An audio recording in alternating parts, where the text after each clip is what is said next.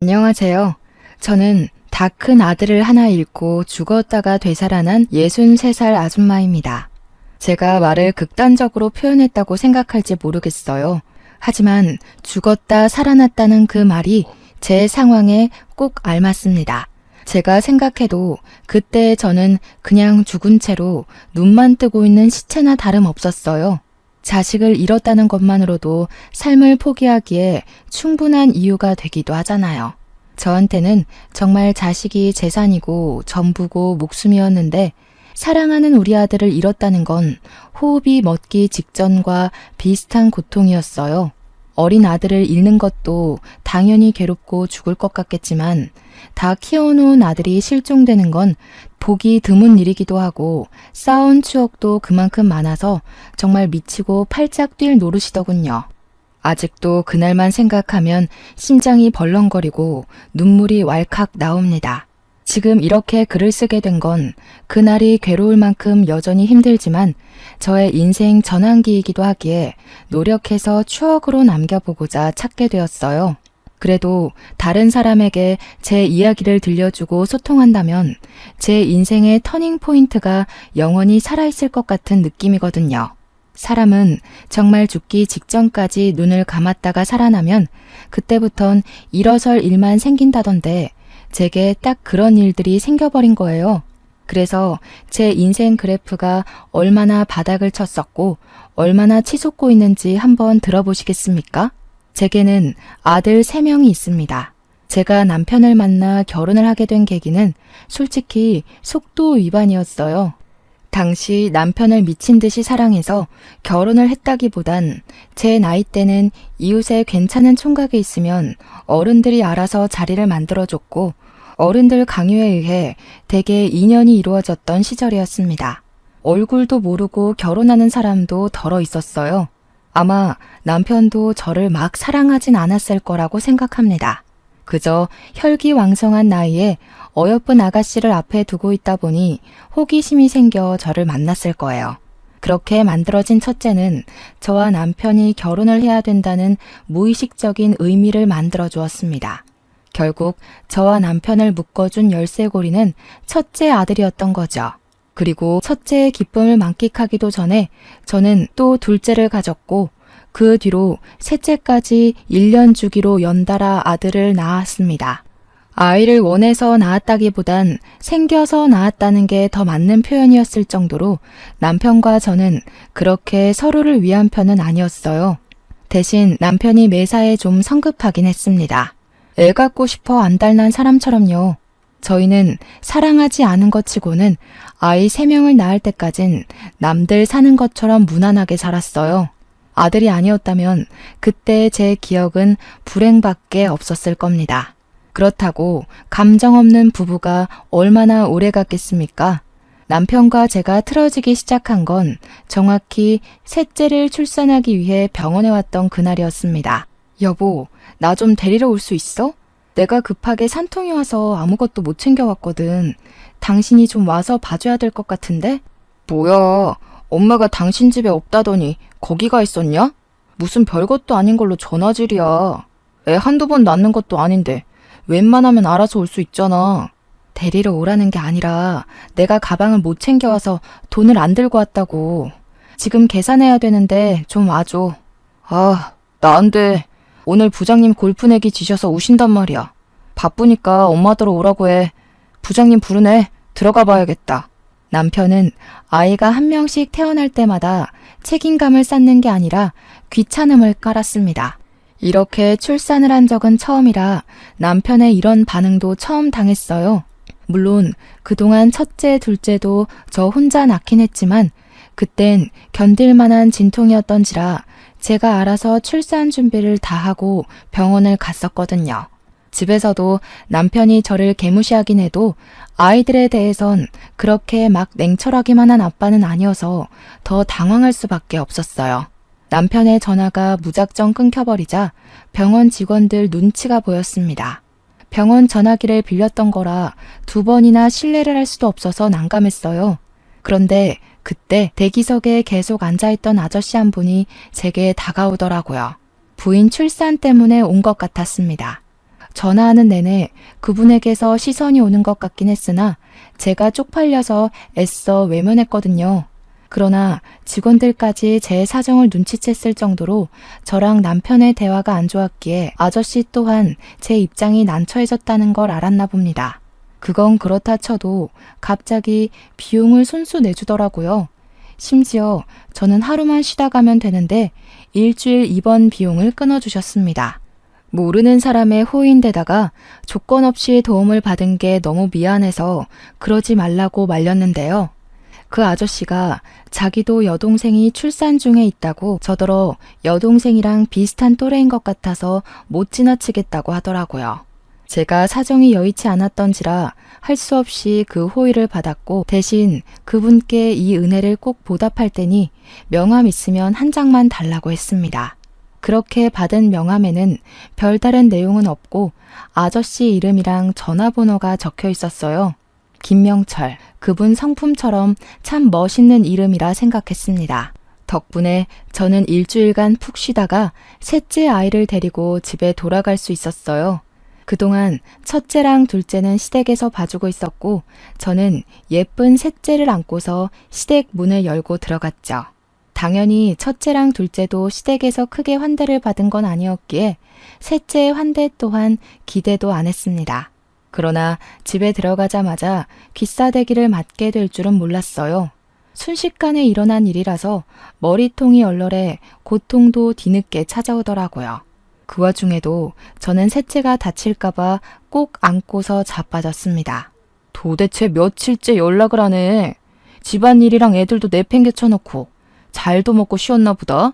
우리 엄마가 네 종이냐? 네 새끼 봐주는 유모냐고. 아이고 됐다 얘. 그냥 내버려 둬라.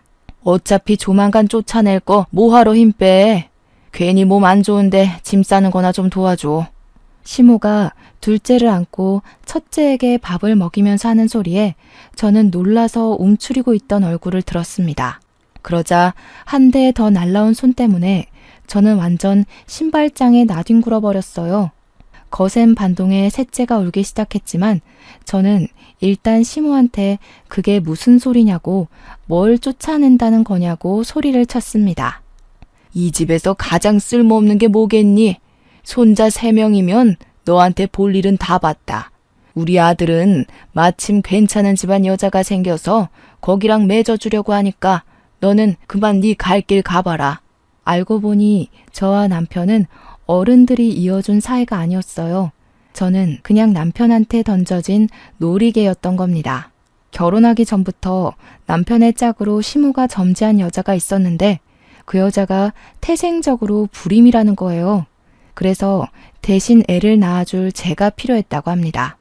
청청병력 같은 개소리에 저는 식겁해서 일단 우리 애들을 지키려 했어요.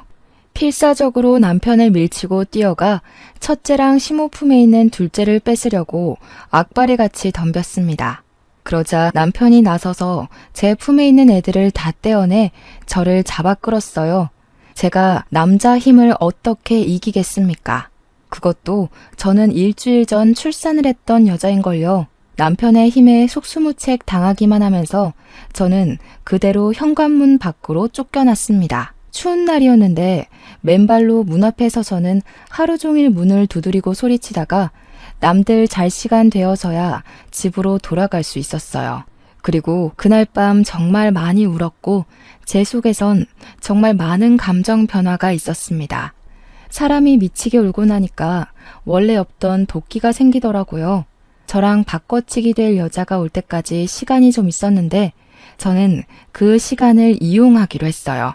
우리 애들을 데리고 야반도주를 저지르게 된 겁니다. 떠나기 전 시모가 괘씸해서 시모 지갑에 있는 현금도 훔쳐서 달아났어요. 그렇게 발목이 나갈 것처럼 도망친 저는 터미널에서 아침까지 버스 시간을 기다리다가 저기 어디 산골 구석에 보육원으로 향했습니다. 그리곤 원장님을 만났어요. 죄송합니다, 원장님. 제발 부탁드릴게요. 면목 없지만 정말 굳은 일이라도 뭐든 할 테니 저희 좀 도와주세요. 가진 돈도 없어서 정말 갈 데가 없어요. 다행히도 보육원 원장님은 굉장히 곱상하고 좋은 사람이었습니다.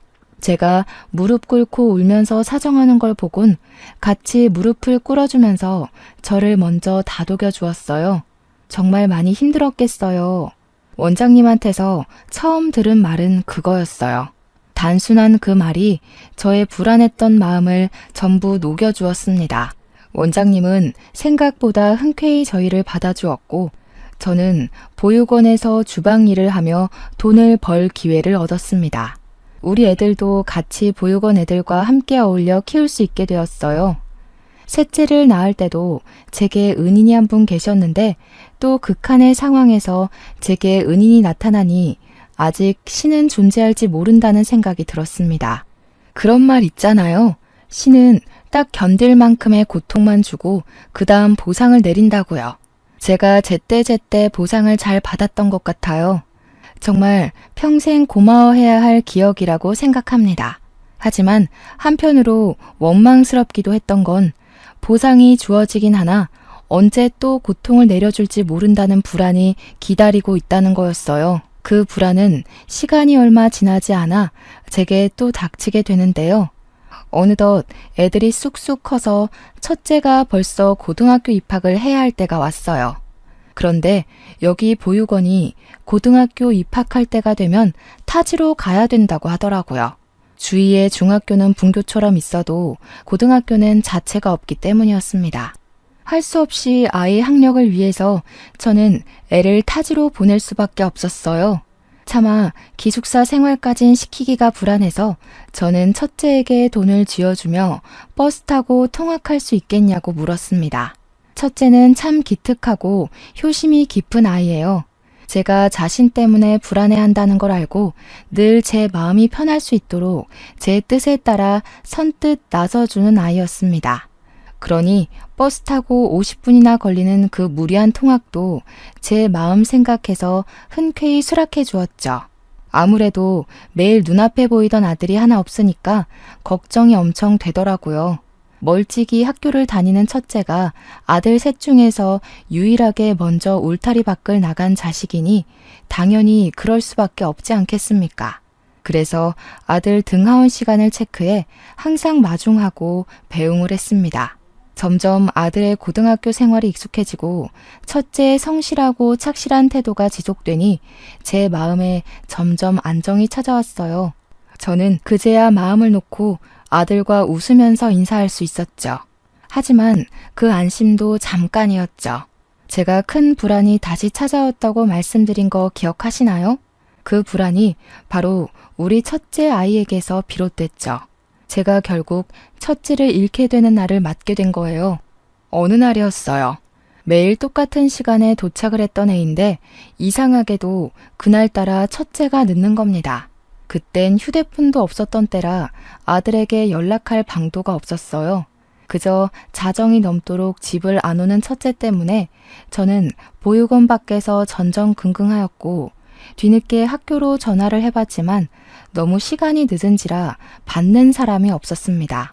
제가 할 수 있는 일은 그저 보육원 마당에서 가슴을 떨며 첫째를 기다리는 것밖엔 없었어요. 하지만 제 간절한 바람과 다르게 새벽이 다 지나 동이 틀 때까지도 첫째는 나타나지 않습니다. 결국 다리에 힘이 풀린 저는 주저앉고 오열했죠.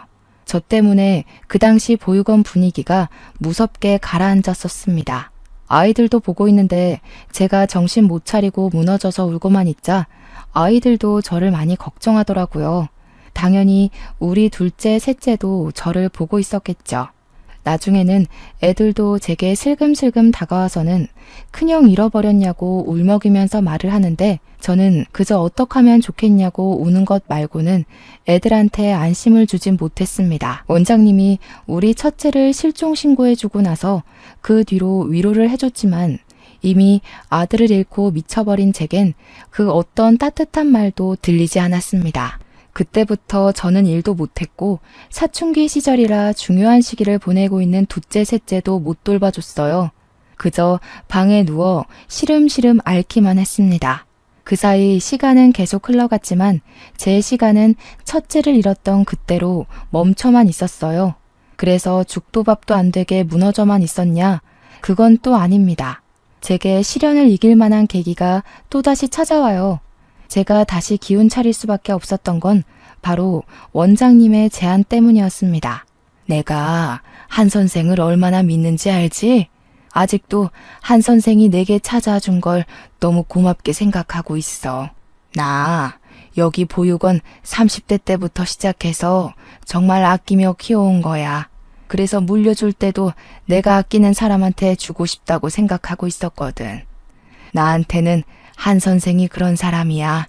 그러니 이걸 한 선생이 이어서 받아줬으면 좋겠는데, 저는 그동안 원장님 권유로 사회복지 1급 자격증, 아동 관련 자격증 등등을 공부해서 자격증을 소지하고 있었고, 원장님 말대로 혹시 어디 가서라도 경제 생활에 문제 없도록 앞날을 대비해 놨었습니다. 그게 원장님의 조언이었고, 뭘 잘 모르는 제게 알려주신 살아가는 방법들이었어요. 그런데 알고 보니 그게 그런 뜻이 아니었더라고요. 원장님이 제게 자기 자리를 내주려고 그동안 저를 준비시켰던 거였어요. 그리고 저는 그 제안을 받은 날 원장님에게 시간이 얼마 없다는 것까지 듣게 되었습니다. 원장님한테 차를 대접받으면서 들은 건데, 원장님은 나이 때문에 병이 찾아와 암에 걸리셨다고 했어요. 이미 손쓸 수 없는 말기여서 항암 치료는 포기했고 다음 주에 호스피스 병원에 입원을 한다고 합니다. 그 소리를 듣고 제 가슴이 또 얼마나 사무치게 아프던지, 하나를 얻으려면 하나를 잃어야 하고 하나를 잃게 되면 또 하나를 얻게 된다는 게 삶의 이치라는 거 잘 알고 있었어요. 하지만 그 과정이 너무 고통스러웠습니다. 그렇게 원장님은 끝까지 이악 물고 힘내서 보육원 아이들과 작별 시간을 보냈고 제게 인수인계를 해주다가 병원으로 가셨어요. 다행히 호스피스라서 병원이 같은 산골 지역에는 있더라고요. 저는 그렇게 원장님 가시는 날까지 보육원과 병원을 오가면서 곁을 지켜드렸습니다. 마지막 날에는 원장님 손에 보육원 아이들 사진도 쥐어주었어요. 그리고 원장님이 눈을 감은 날, 저는 경찰한테서 아무래도 첫째가 죽은 것 같다는 소식까지 접하게 됐습니다. 그땐 CCTV도 별로 없을 때니까 몇 년 동안 실종자가 나타나지 않으면 부모에게 허락받고 사망 처리를 하기도 했거든요. 원장님 세상 뜬 날에 첫째 소식까지 겹치니까 제가 여태껏 겪었던 고통은 아무것도 아니었다는 걸 알았어요. 그날이야말로 제 인생 최대의 지옥이었고 무덤 속이나 다름없었습니다. 제가 많이 나약한 사람이라는 걸 그때 뼈아프게 느끼기도 했어요. 하지만 제가 마냥 이 잘못 없는 아이들을 두고 좌절만 하고 있을 순 없지 않습니까? 첫째는 끝내 제 품으로 돌아오지 못했지만 우리 둘째랑 셋째를 위해서라도 무조건 살아야겠다는 생각을 했어요. 아픈 만큼 단단해지고 강해지는 건 맞더라고요. 그렇게 정신없이 버텨내다 보니 첫째가 신기루처럼 사라져버린 지 어느덧 15년 정도가 흘러갔습니다. 우리 아들 둘은 벌써 성인이 되어 다 직장 생활을 하게 되었고 일주일에 한 번씩 보육원에 와서 아이들이랑 놀아주는 봉사를 자처하며 지내고 있었어요. 그날도 마찬가지였는데 그날은 또 날씨까지 좋아서 모두가 마당을 뛰어노느라 땀 범벅이 되어갔습니다. 숲 내음과 아이들의 웃음소리를 동시에 느낄 때면 저는 그게 제 마음의 안정제가 됐어요. 그래서 더 보육원을 떠나지 못했나 봅니다. 땀을 흘린 아이들에게 시원한 비빔면을 해주는 게 좋을 것 같아서 주방 선생님과 아동 지도 선생님들께 따로 부탁을 했습니다. 그때였어요. 원장실로 의문의 번호로 전화가 왔는데 받아보니까 우리 보육원에 후원을 했었다는 후원자분의 연락이더군요. 후원자가 오랜만에 다시 보육원을 찾은 이유는 자기가 곧 퇴직을 앞두고 있는데 퇴직하면 재산의 절반을 보육원에 후원하고 싶다고 연락하신 거더라고요. 돌아가신 원장님과 인연이 참 깊은 분인 듯 했습니다. 그래도 저희가 굉장한 재산을 후원받는 건데 마냥 전화상으로만 받고 지나가기 좀 그렇지 않겠습니까? 원장님도 후원자분들에게 늘 상냥하고 최선을 다하시는 분이셨거든요. 내 돈을 그냥 주는 건 절대 쉬운 마음이 아니라고. 원장님은 항상 후원자분들의 시간과 마음을 그 가치만큼 높여서 존중해 주었습니다. 그래서 저도 후원자분께 너무 감사한다고 시간 나면 들러달라고 꼭 부탁했죠. 그렇잖아도 보육원 사정이 여의치가 않아서 부식된 인테리어들을 겨우겨우 고쳐가며 관리했는데 후원자 덕분에 싹 리모델링을 할 수 있겠더라고요. 너무 감사했고 덕분에 한숨 돌릴 수 있었습니다. 바쁘신 분일 수도 있는데 이대로 오기만을 기다리는 것보단 작은 보답이라도 해주는 게 좋을 것 같아서 저는 후원자 파일을 찾아봤어요. 과거에 후원했던 분이니 분명 이력이 남아있을 거라고 생각했거든요.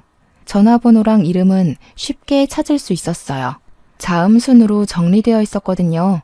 그 후원자분이 김씨성이라서 거의 명단 위쪽에 있었습니다. 그런데요, 제가 그 이름을 보자마자 순간적으로 손가락을 멈칫해버렸지 뭡니까? 김명철. 분명 제가 확인한 전화번호의 이름이 그렇게 적혀 있었습니다. 이분 이름은 절대 잊지 못했어요. 제게 첫 번째 은인이니까요.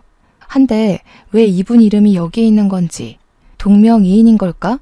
그렇게 생각하고 있는 순간이었습니다. 그때 제 아들 둘이서 다급하게 엄마 하고 소리를 치며 들이닥쳤어요. 너무 성급한 목소리길래 혹시 우리 원 애들이라도 다친 줄 알고 놀라서 얼른 나가보았습니다. 큰형 이름으로 편지가 날라왔어. 방금 우체국 아저씨가 주고 가셨는데 보내는 이에는 형 이름만 적혀있고 받는 사람이 엄마야. 애들 말을 듣는데 순간적으로 심장이 쿵 내려앉았습니다. 편지를 들고 있던 막내가 저를 걱정하면서 그것을 내밀었는데요. 떨리는 손으로 그 편지를 받아보니 봉투에는 정말로 우리 첫째 아이 이름이 적혀 있더라고요. 그런데요, 저는 그게 전혀 애타지가 않았습니다. 오히려 그걸 보자마자 우라가 치밀었어요. 제 아들은 이미 죽어서 제가 따로 장례도 조촐하게 치렀고 15년째 제사도 지내고 있었습니다. 차마 사망 신고는 못했지만 그렇게 아들을 천천히 보내주다가 제가 과거처럼 아들을 웃으면서 배웅해 줄 수 있을 때 그때 사망 신고를 하려고 계속 미루고 있었어요. 그러니까 제 말은 첫째 이름으로 날라온 이 편지는 거짓이라는 겁니다.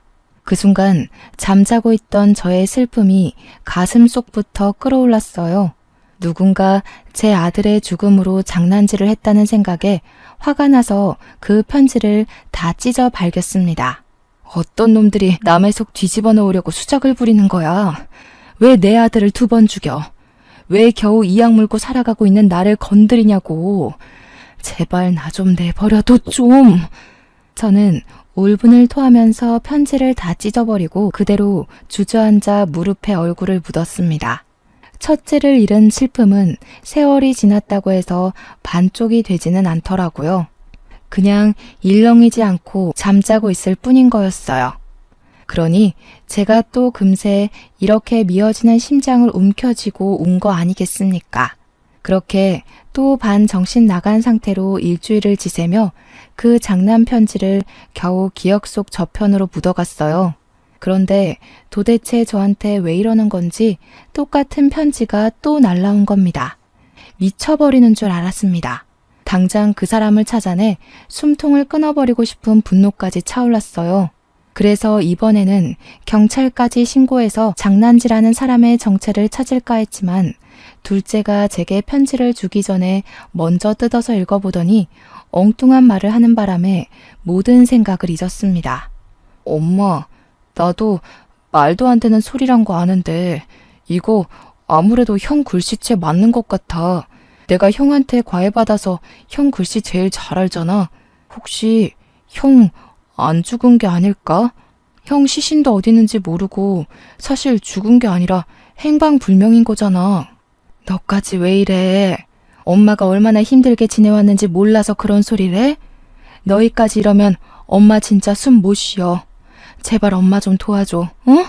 제가 아무리 호소를 하여도 아들 둘은 편지 뜯어보는 데만 정신이 팔려 있었습니다. 평소 제 말에는 귀를 쫑긋 세우며 잘 들어주던 아들들인데 그날만큼은 제 말을 아예 들은 채를 안 했어요. 그러면서 아까 했던 말, 첫째 필기체 같단 소리만 계속 반복하길래 더 이상 못 보겠어서 저는 애들한테 아예 돌아서 버렸습니다. 너무 슬퍼서 머리까지 터질 지경으로 아팠으니까요. 그런데 이제는 막내가 원장실 서랍에서 첫째가 썼던 노트까지 하나 챙겨오더니 편지랑 비교를 해보더라고요. 그 노트는 제가 차마 태우지 못한 아들의 물건 중 하나였습니다. 고등학교 입학하기 전 아들이 공부한다고 썼던 노트거든요. 제발 그만했으면 좋겠는데 이젠 더 이상 희망 고문 당하고 싶지도 않고 또 실망하며 무너지고 싶지도 않아서 제발 애들이 멈춰주길 바랐습니다. 하지만 그때 아들 둘이서 노트랑 편지를 비교하다가 큰 함성을 내지르며 유난을 떨길래 다시 한번 쳐다봤어요. 애들이 이것 좀 보라면서 제 앞으로 내밀었는데 애들 말대로 정말 편지랑 노트의 글씨체가 똑같은 거 아니겠어요? 편지가 약간 더 정숙한 느낌은 났지만 동그라미를 뻗치게 쓰는 모양새가 정말 복사본처럼 그대로더라고요. 그 순간 저는 충격을 받아서 아무 말도 못했고 제 눈으로 확인까지 했음에도 그저 저건 착각일 거라고 절대 기대를 하면 안 된다고 끝까지 물러섰습니다. 편지에는 여전히 보내니 주소지는 없었어요. 아들 이름만 기재되어 있었죠. 그리고 용기 내서 읽은 편지 내용에는 이제 모든 걸 끝냈으니 엄마에게 돌아가겠다는 말이 적혀 있었습니다. 그리고 미안하다는 말까지요. 그렇게 며칠 동안 편지만 반복해서 읽으며 대체 이게 뭘까 진지하게 마주해 봤습니다. 그리곤 저에게 정말 믿을 수 없는 기상천외의 일이 발생하고 말아요. 잠깐 지도 선생님들이 맡겨놓고 간 아동일지를 정리 중이었는데요. 순간 어디서 엄마 하는 소리가 어디서 들리는 겁니다. 제 몸의 온 세포가 반응할 만큼 익숙한 우리 아들의 목소리였지만 당연히 제가 착각한 거라고 생각했어요. 오늘 우리 둘째랑 셋째가 왔던가? 아, 오늘 안 온다고 했지. 그저 이 정도의 생각만 하고 그쳤습니다. 그런데 다시 한 번 더 엄마 소리가 들리더라고요. 처음은 환청이라 생각하고 넘길 수 있었지만 두 번째로 들리는 목소리는 확인도 하기 전에 제 눈물샘을 자극했습니다. 돌아보지도 못한 저는 들고 있던 볼펜을 떨구었어요. 엄마, 저 창민이에요. 오래 기다리게 해서 정말 죄송해요. 엄마한테는 정말 죽을 죄를 지었어요. 그 순간 저는 고개를 돌려 원장실 입구를 돌아봤습니다. 귀신도 아니고 환영도 아닌 죽은 줄만 알았던 우리 첫째가 원장실 눈앞에 우두커니 서 있더라고요. 숨이 막힐 정도로 놀라서 손이 떨렸고 저는 그대로 달려가 아들을 살폈습니다. 말도 안 된다. 네가 정말 내 아들이 맞는 거니? 창민이 맞아? 어머나 세상에. 어떻게 이럴 수가 있어. 어떻게 네가 이리 살아있는 거야? 아니야. 다 필요 없다. 정말 내 아들 맞네. 맞아. 내 아들이 살아있었구나. 죽지 않고 살아있었어. 저는 첫째를 붙잡고 같은 말을 반복하면서 계속 첫째 팔을 붙잡았습니다. 놀랍게도 정숙한 어른이 되어버린 그 총각은 제 아들이 맞더라고요. 몸이랑 키만 컸지 제 아들이 맞았어요. 이 꿈 같은 게 사실이라는 걸 실감하자마자 저는 첫째를 부둥켜 안고 한참 동안 울었습니다. 그리고 진정하고 난 뒤에야 그동안 어떻게 된 건지 첫째의 사정을 들을 수 있었는데요. 충격적이게도 첫째는 잠적을 한 그날 제 전 남편을 만났다고 했어요. 제 아들 입에서 그 인간 얘기가 나오자 바로 심장이 벌렁벌렁 거리더라고요. 그래서 제 아들이 어떻게 전 남편을 알아봤냐면요. 아들이 버스를 타려고 기다리고 있다가 그 옆으로 줄지어 서 있는 택시에서 기사들이 내려가지고 수다를 떨고 있었대요. 그중 유독 얘기를 크게 떵떵거리며 말하는 아저씨가 하나 있었는데 그 아저씨 입에서 자기 이름뿐만 아니라 둘째, 셋째 이름까지 들었다는 겁니다. 그래서 첫째는 그 아저씨가 자기 아빠라는 걸 눈치챘다고 했어요. 뜻밖인 곳에서 아빠를 만나게 된 것만으로 당황스러웠는데 그 아저씨가 함부로 얘기를 짓거리는 내용 때문에 화가 나서 생전 처음 누군가를 죽이고 싶다는 생각을 했을 정도로 분노가 차올랐답니다. 그러니까 그 내용이 전부 제 이야기였대요. 전 남편이 저를 완전 놀이개 장난감식으로 동네방네 떠들면서 저를 버렸다고 자랑처럼 짓거리길래 아들이 자처해서 전 남편에게 다가갔다고 했어요. 당황하는 전 남편에게 아들은 자신의 신분을 밝혔고 못 믿겠으면 친자 검사하겠다고 해서 같이 유전자 검사까지 받으러 갔다는 거 아니겠습니까? 그리고는 그 집에 스스로 기어들어가는 바람에 보육원으로 돌아오지 못했던 거라고 했습니다. 도대체 왜 그랬어? 네 잘못이 아닌데 왜 네가 엄마를 대신해서 그 썩을 놈 집에 기어들어가? 엄마는 그게 더 가슴 아픈 건 몰라? 그러다 너까지 그놈 때문에 잘못되면 엄마 그땐 진짜 어떻게 살라고? 미안해 엄마. 나도 정신 차리고 보니까 내가 친자 검사를 하고 있더라. 너무 화가 나서 견딜 수가 없었어. 엄마가 우리 지켜내면서 사느라 얼마나 고생했는지 아는데 그 새끼는 엄마 욕하면서 엄마더러 어디 가서 굶어 죽었을 거라고 깔깔대잖아. 첫째는 제 과거를 자세히 알게 된 것도 참을 수 없었고 상상 이상으로 쓰레기인 친부 인격에 화가 치밀어서 복수하고 싶었다고 했습니다. 자기 본능대로 움직였더니 그 집에 제 발로 들어가는 상황까지 갔다고 해요. 그렇게 해서라도 친부를 망가뜨리고 싶었답니다.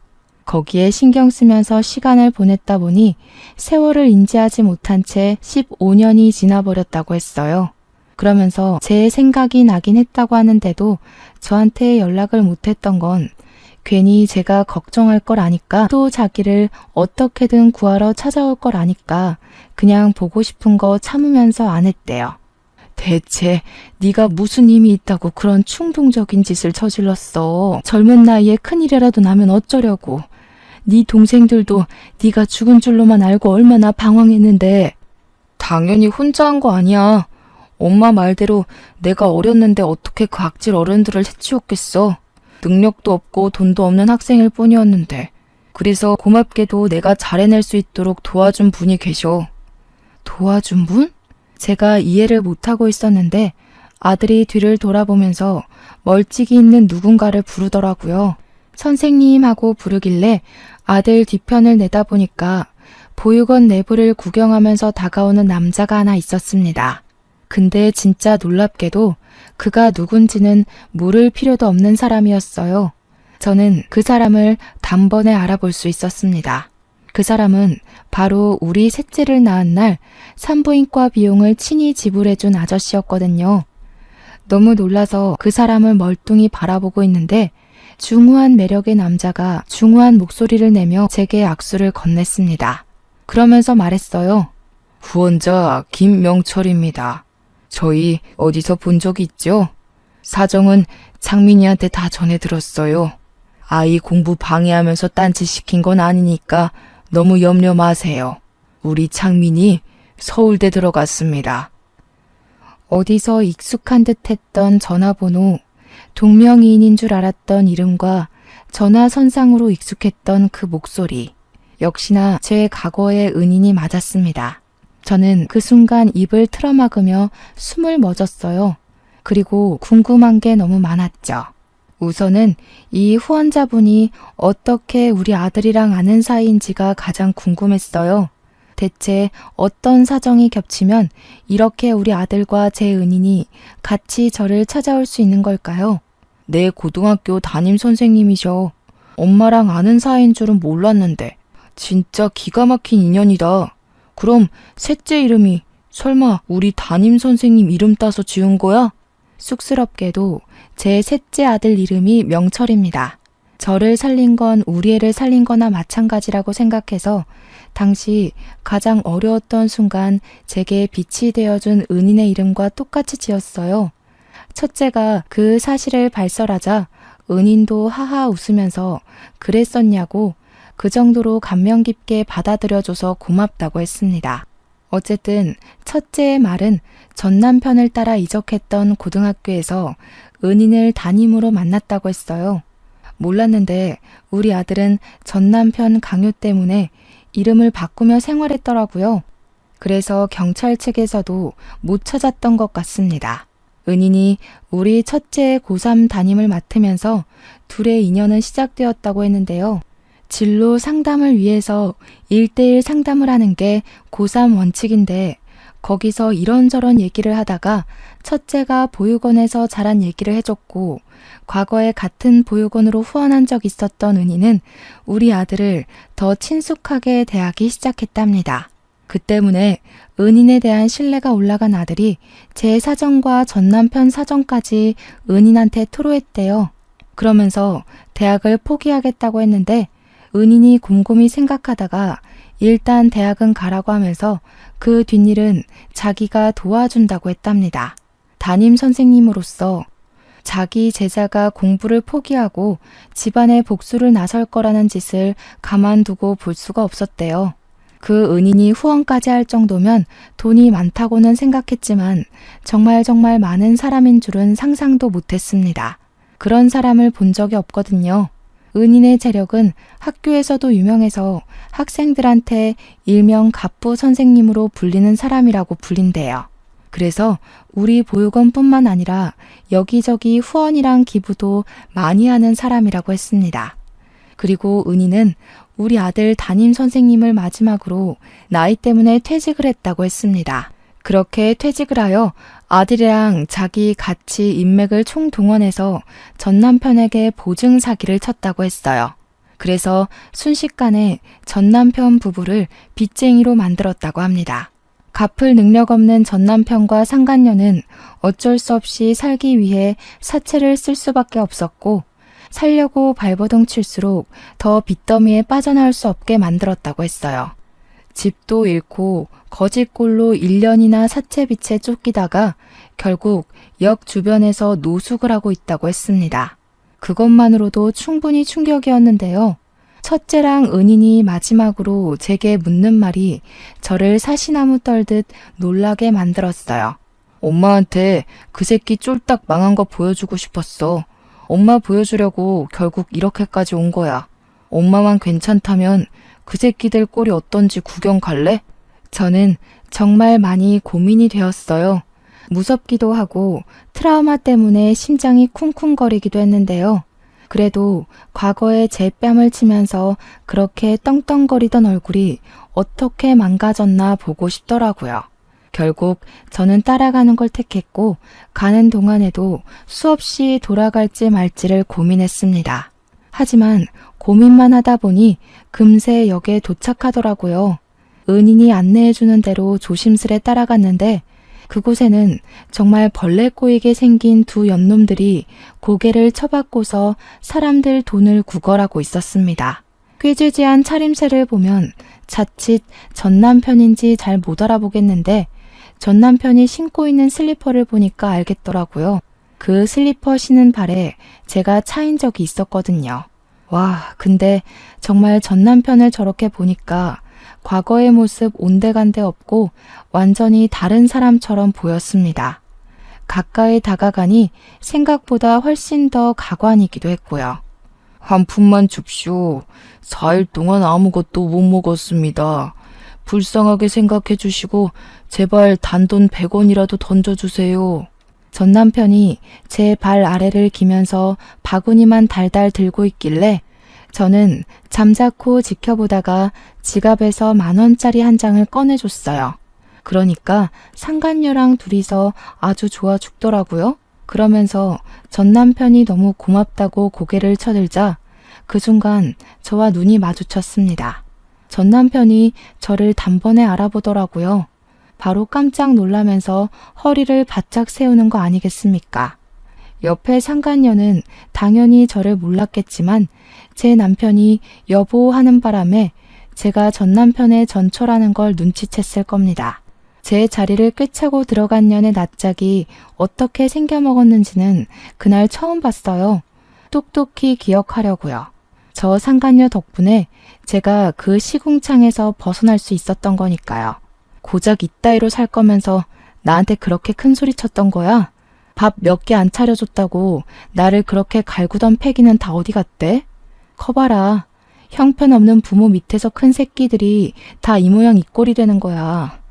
당신은 옛날보다 지금 이 더러운 꼬락서니가 딱 잘 어울리네. 자리 잘 잡았다. 꼬락서니하고는 내가 네 욕을 하루 종일 해도 부족해. 아휴, 도대체 어떻게 된 거야? 당신 목돈 없는 빈털터리 사람이었잖아. 내가 생활비도 준 적이 없는데 대체 왜 멀쩡해?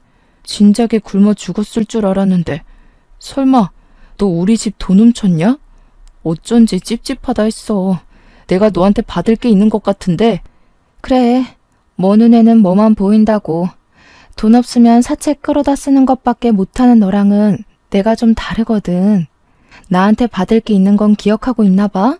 나는 잠깐 잊고 있었는데. 고맙게도 너 때문에 갚을 게 생각났네. 저는 과거에 전 남편에게 귀싸대기 맞았던 기억을 떠올려 첫째가 들고 있던 걸 받아 쓰레기 봉투로 전 남편 귀싸대기를 날려버렸습니다. 우리 보육원에서 챙겨온 애들 기저귀 뭉치였기 때문에 제법 무게가 있었을 거예요. 그러니 4일 동안 먹은 것 없다는 전 남편이 바로 상간녀 쪽으로 쓰러져 버리더라고요. 한 명한테만 선물을 주면 옆에 있는 사람이 서운해하지 않겠습니까? 전 남편에게 똥기저귀 다 던져준 뒤 상간녀한테는 검은 봉지 하나 날려주었어요. 이런 쓰레기 같은 남자 옆에 붙어 있으려면 그 정도 가방은 들어야 어울리겠네요. 축하드려요. 남자 잘못 만나서 쓰레기꼴 난 거 뭐 끼리끼리겠지만 서로 사랑할 테니 눈물겹게 이겨내 보세요. 참, 어떤 사람이 짜장면 먹다 남은 거 저기 금연구역에 갖다 버리던데. 살고 싶으면 그거라도 주워 먹던죠. 저는 더 이상 그 자리를 버티지 못하고 급하게 돌아섰습니다. 제가 나름 당당하게 그들 앞에서 떵떵거렸다고 하지만 사실 과거 트라우마 때문에 전 남편 존재가 여전히 무섭긴 했거든요. 그래도 제 곁을 지켜주는 은인과 우리 첫째가 있어서 그나마 그만큼의 용기를 낼 수 있었던 겁니다.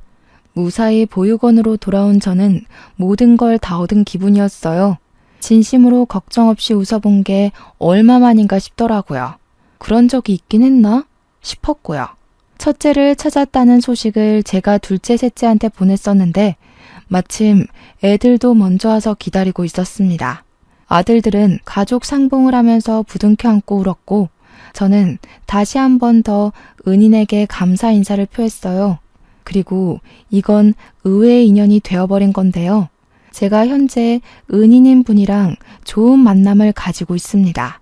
은인이 그날 이후로 보육원에 매일 찾아왔거든요.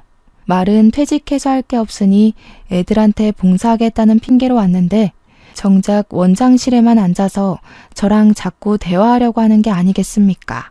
그래서 제가 단도직입적으로 나한테 관심 있냐고 물었더니 당황하더라고요. 그러면서 어떻게 알았냐고 티가 나냐고 하는 거 있죠? 원장일 하면서 애들 표정이나 몸짓 보고 마음 해석하며 살아온 지 수십 년이 되었는데 제가 그런 은인의 표정 하나 해석을 못할까요? 은인은 들킨 김에 제게 완전 고백을 해버리더군요.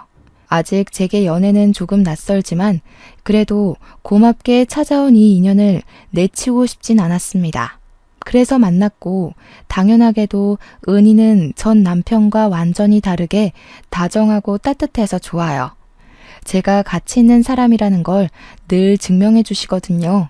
그래서 저는 아직까진 더 이상의 난관 없이 무탈하게 지내고 있습니다. 저를 지켜주는 든든한 내 남자 덕분에 미래로 나아가는 것도 두렵지 않아요. 우리 식구들만 있다면 저는 쭉 이렇게 행복한 보상만 받게 될지도 모르겠네요. 여기까지가 제 사연입니다. 확실히 흔한 이야기가 아닌 건 맞죠?